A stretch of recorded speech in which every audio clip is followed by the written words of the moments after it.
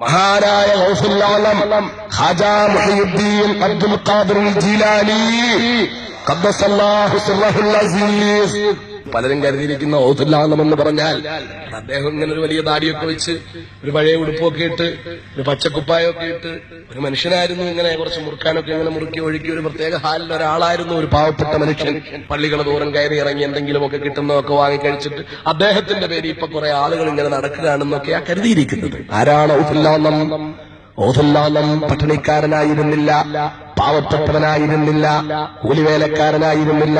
ഗൗസുൽ ആലം കോടീശ്വരനായിരുന്നു മക്കളെ, കോടീശ്വരൻ.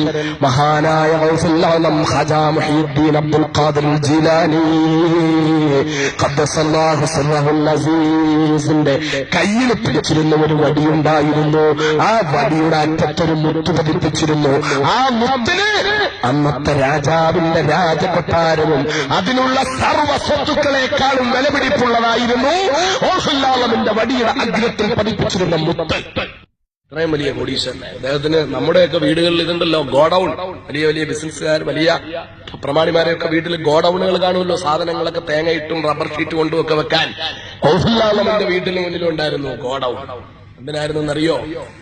കപ്പലുണ്ടായിരുന്നു, 4-5 കപ്പലുകൾ, കോടിക്കണക്കിന് രൂപയുടെ കച്ചവടം. ആ കച്ചവടത്തിൽ നിന്ന് കിട്ടുന്ന ദീനാറുകളും ദിർഹമുകളും വലിയ ചാക്കിനകത്ത് കെട്ടിക്കൊണ്ടുവന്നിട്ട് ഗോഡൌണിൽ ഇട്ടേക്കുകയായിരുന്നു. അതായിരുന്നു ഗൗസുൽ ആലമിന്റെ ഗോഡൌണിന്റെ ഉപയോഗം. മനസ്സിലായോ? മഹാനായ ഗൗസുൽ ആലം ഖാജാ മുഹയ്യിദ്ദീൻ അബ്ദുൽ ഖാദിർ ജീലാനി ഖദ്ദസല്ലാഹു സിർറഹുൽ അസീസ്. ഞാൻ ഇപ്പോഴിത് പറഞ്ഞത് എന്തിനാണെന്നറിയോ? പണം, സമ്പത്ത്, സ്വത്ത്, വീട്, പുരയിടം, കെട്ടിടം, വസ്ത്രങ്ങള്, വാഹനങ്ങള്, ആഭരണങ്ങള്, ഇതൊക്കെ നമ്മുടേതാണെന്ന് പറഞ്ഞ് ഇതെല്ലാം കൂടി ഇങ്ങനെ കൽബിൽ കെട്ടിപ്പിടിച്ചിട്ട് ദുനിയാവിനോടുള്ള മഹബ്ബത്ത് കൊണ്ട് നമ്മൾ ഇങ്ങനെ പോകുന്ന അവസ്ഥ മാറണം. മഹാനായ ഗൗസുൽ ആലം ഒരു ദിവസം തന്റെ ശിഷ്യന്മാർക്ക് ക്ലാസ് എടുത്തുകൊണ്ടിരിക്കുമ്പോൾ പെട്ടെന്ന് ഒരാൾ ഓടി വന്നു. ശിഷ്യന്മാർക്ക് ഇങ്ങനെ പഠിപ്പിച്ചുകൊണ്ടിരിക്കുക. ഓടി വന്നിട്ട് പറഞ്ഞു, ഖാജാ മുഹയ്യിദ്ദീൻ അബ്ദുൽ ഖാദിർ ജീലാനി ഖദ്ദസല്ലാഹു സിർറഹുൽ അസീസിനെ വിളിച്ചിട്ട്, ഗൗസുൽ ആലം താങ്കളുടെ കപ്പൽ മുങ്ങിയിരിക്കുന്നു. കോടിക്കണക്കിന് രൂപയുടെ സാധനവുമായി വന്ന താങ്കളുടെ കപ്പൽ മുങ്ങിയിരിക്കുന്നു. ചരക്ക് കപ്പലിന് കുഴപ്പം പറ്റിയിരിക്കുന്നു, വെള്ളത്തിൽ മുങ്ങി. ഗൗസുൽ ആലം ഇങ്ങനെ ക്ലാസ് എടുത്തോണ്ടിരിക്കുക, കുട്ടികൾക്ക് ദർസ് എടുത്തോണ്ട്, ശിഷ്യന്മാർക്ക് മുരീദ്മാർക്ക് തഅലീം നടത്തിക്കൊണ്ടിരിക്കുക. അങ്ങനെ എത്തുമ്പോഴാ വന്നിട്ട് പറയുന്നത് കപ്പൽ മുങ്ങിയ.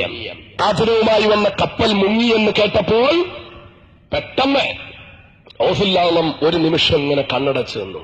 എന്നിട്ട് പറഞ്ഞു അൽഹംദുലില്ലാഹ് എന്ന് പറഞ്ഞു. വീണ്ടും ക്ലാസ് എടുത്തുകൊണ്ടിരുന്നു, താലീം നടത്തിക്കൊണ്ടിരുന്നു.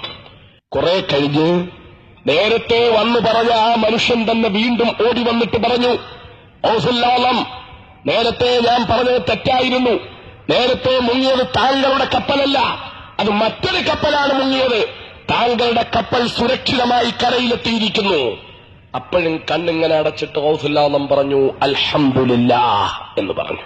എല്ലാം കഴിഞ്ഞതിന് ശേഷം മുരീദുമാര് ചോദിച്ചു, അല്ല തങ്ങളെ, അങ്ങെന്താണിങ്ങനെ? സാധാരണ അപകടം പിടയുമ്പോൾ ഇന്നാ ലില്ലാഹി വ ഇന്നാ ഇലൈഹി റാജിഊൻ എന്നല്ലേ പറയേണ്ടത്? അങ്ങയുടെ കപ്പൽ മുങ്ങിയെന്ന് കേട്ടപ്പോഴും അൽഹംദുലില്ലാഹ് എന്ന് പറഞ്ഞു, മുങ്ങിയത് അങ്ങയുടെ കപ്പൽ അല്ലെന്ന് കേട്ടപ്പോഴും അൽഹംദുലില്ലാഹ് എന്ന് പറഞ്ഞു. ഗൗസുൽ ആലം പറഞ്ഞു, എന്താണെന്നറിയാവോ? ഞാൻ കപ്പൽ മുങ്ങിയതിന്റെ പേരിലുള്ള വേദന കൊണ്ടോ, എന്റെ കപ്പലല്ല മുങ്ങിയതെന്ന് കേട്ടപ്പോൾ അതിലുണ്ടായ സന്തോഷം കൊണ്ടോ അല്ല ഞാൻ അൽഹംദുലില്ലാഹ് പറഞ്ഞത്.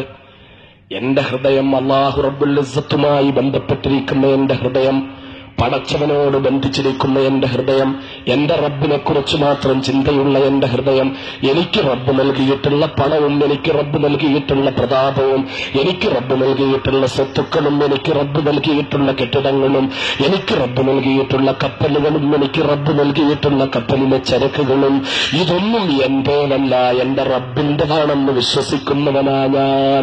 എന്റെ റബ്ബ് എനിക്ക് തന്ന സാധനമാണത്. എന്റെ പടച്ചവൻ ഇഷ്ടപ്പെടുമ്പോൾ പടച്ചവനത് തിരിച്ചു പിടിക്കുമെന്ന് കരുതുന്നവനാ ഞാൻ. ചിന്തിച്ചത് ഒരു നിമിഷം സാധനം നഷ്ടപ്പെട്ടെന്ന് കേട്ടപ്പോൾ എന്റെ മനസ്സ് ഞാൻ ഒരു നിമിഷം നിശബ്ദനായി ചിന്തിച്ചത്, എന്റെ കൽബിന് കപ്പൽ മുങ്ങി എന്ന് കേട്ടപ്പോൾ അല്ലാ അല്ലാ അല്ലാ എന്ന ചിന്തയിൽ മാത്രം തുടിച്ചുകൊണ്ടിരിക്കുന്ന റബ്ബിനോടുള്ള സ്നേഹവും, റബ്ബിനെ കുറിച്ചുള്ള ചിന്തയും, റബ്ബിനോടുള്ള താല്പര്യവും, റബ്ബിനോടുള്ള ബന്ധവും, റബ്ബിനോടുള്ള പ്രേമവും, റബ്ബിനോടുള്ള ലയനവും, റബ്ബിനോടുള്ള ലഹരിയുമല്ലാതെ മറ്റൊന്നും ബാധിച്ചിട്ടില്ലാത്ത എന്റെ ഹൃദയം രൂപയുടെ സ്വത്തുക്കൾ നഷ്ടപ്പെട്ടു എന്ന് കേട്ടപ്പോൾ ഒരു നിമിഷം അല്ലാഹയെക്കുറിച്ചുള്ള ചിന്തയിൽ നിന്ന് എന്റെ ഹൃദയം മാറി, എന്റെ ഹൃദയത്തിന് വേദന തോന്നിയോ എന്നാണ് ഞാൻ ആലോചിച്ചു പോയത്. സ്വത്ത് പോയി എന്ന് കേട്ടപ്പോ എന്റെ മനസ്സിനൊരു വിഷമം ഉണ്ടായോ എന്ന് ഞാൻ നോക്കി. അപ്പൊ എന്റെ മനസ്സിനൊരു കുഴപ്പമില്ല, കൂളാണ്. അതുകൊണ്ടാണ് ഞാൻ അൽഹംദുലില്ലാഹ് എന്ന് പറഞ്ഞത്. രണ്ടാമത്, എന്റെ സ്വത്തല്ല നശിച്ചത്, കപ്പൽ എന്റേതല്ല മുങ്ങിയതെന്ന് കേട്ടപ്പോൾ എന്റെ കപ്പലല്ല മുങ്ങിയത്, എന്റെ കപ്പൽ സുരക്ഷിതമായി എത്തിയിരിക്കുമെന്ന് കേട്ടപ്പോൾ എനിക്കൊന്നും പറ്റിയില്ലല്ലോ പടച്ചവനെ, എന്റെ സ്വത്ത് രക്ഷപ്പെട്ടല്ലോ എന്ന സന്തോഷം എനിക്ക് തോന്നിയോ? ഞാൻ നോക്കി, അപ്പോഴും എന്റെ ഹൃദയത്തിനൊരു വ്യത്യാസവും ഇല്ല. അതുകൊണ്ടാണ് ഞാൻ അൽഹംദുലില്ലാഹ് എന്ന് പറഞ്ഞത്. ഇത് കോടികളുടെ കപ്പൽ മുങ്ങിയ കാര്യമാണ്. നമ്മുടെ ഒരു സൈക്കിളിന്റെ ടയർ പഞ്ചറായ നമ്മുടെ അവസ്ഥ എന്തായിരിക്കും? ബാക്കിയൊക്കെ പോട്ടെ, യാത്ര ചെയ്തു പോകുന്ന ഒരു സൈക്കിളിന്റെ ടയർ ഒന്ന് പഞ്ചറായി പോയാ നമുക്ക് പിന്നെ ഉറക്കം വരൂല. അതല്ലേ ശരി? അള്ളാഹുവാണ് ആപത്ത് തരുന്നത്, അള്ളാഹുവിന്റെ സ്വത്താണ്, അള്ളാഹുവാണ് ആപത്ത് തരുന്നത്. മഹാനായ പ്രവാചകൻ പറഞ്ഞതെന്താണെന്നറിയോ?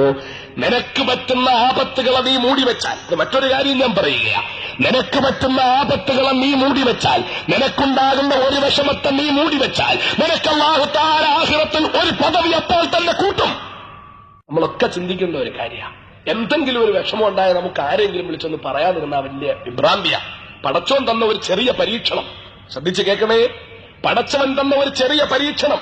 കാലൊന്ന് തട്ടിപ്പോയി, 100 രൂപ കളഞ്ഞുപോയി, ഒരു വീട്ടിൽ വളർത്തുന്ന ഒരു ആട്ടിൻകുട്ടി ചത്തുപോയി, എന്തെങ്കിലും ഒരു വിപത്തുണ്ടായിപ്പോയി, മോന് സുഖമില്ല, കയ്യിലെത്തിരി സാമ്പത്തിക ബുദ്ധിമുട്ട് വന്നു, ഒരു ദിവസം അരി വാങ്ങാൻ പൈസ ഇല്ല, 10 പേരോട് പറയും, ഇടോ എനിക്ക് ബുദ്ധിമുട്ടാ, കുട്ടിക്ക് സുഖമില്ല, അത് ഇതൊക്കെ പറയേണ്ടത് പടച്ചവനോടാ. എന്റെ ബുദ്ധിമുട്ട് മാറ്റിത്തരണേ റബ്ബേ, അള്ളാഹുവിനോട് പറയണം. അത് പറയുകയും അത് ഒരാപത്ത് പറ്റുമ്പോൾ ഒരാളോടും പറയാതെ നീ അത് മൂടിവെച്ചാൽ നിനക്കൊരു പദവി അല്ലാഹു കൂട്ടിത്തരും. മുഹമ്മദ് മുസ്തഫ സല്ലല്ലാഹു അലൈഹി വസല്ലം ഒരു പദവി കൂട്ടിത്തരും.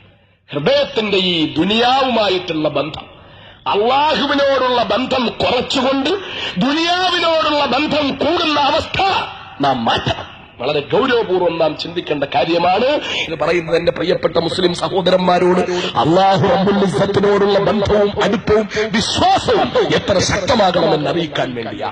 പടച്ചവന്റേതാണല്ല. മഹാനായ ഗൗസുൽ ആലം ഖാജാ മുഹയ്യിദ്ദീൻ അബ്ദുൽ ഖാദിർ ജീലാനി ഖദ്ദസല്ലാഹു സിർറഹുൽ അസീസ്, ആ മഹാനുഭാവന്റെ ഹക്ക് ബർക്കത്ത് കൊണ്ട് അല്ലാഹു നമ്മുടെ പാപങ്ങൾ പുറത്തു തരുമാറാകട്ടെ, നമ്മുടെ ആഗ്രഹങ്ങൾ സാധിച്ചു തരുമാറാകട്ടെ, നമ്മുടെ രോഗങ്ങൾ ശിഫയാക്കി തരുമാറാകട്ടെ.